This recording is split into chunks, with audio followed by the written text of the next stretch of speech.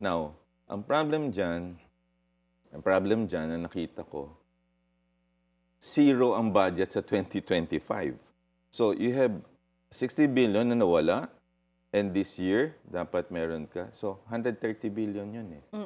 So, ang concern dyan, 113 billion lang yung allotment nila. For 2026. For 2026, kulang yan.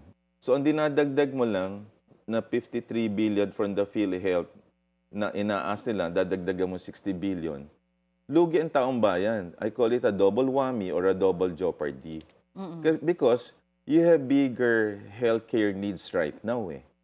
So, ang mangyayari nito, kakapusin ang PhilHealth for the programs nila eh. Kasi coming off from a zero budget eh. Kaya pag sinuli ito 60 billion and reinstate the sin tax funds plus the projected assumptions ng PhilHealth na tinataya ng hindi 113.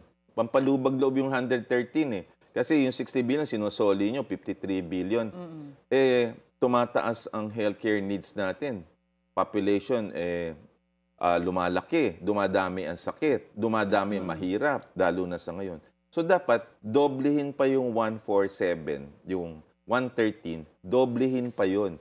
Kasi may bago silang program eh, yung preventive arm. Mahal kasi yung curative eh. Yung YAKA program ng PhilHealth, yan ang dapat suportahan to prevent patients from being hospitalized.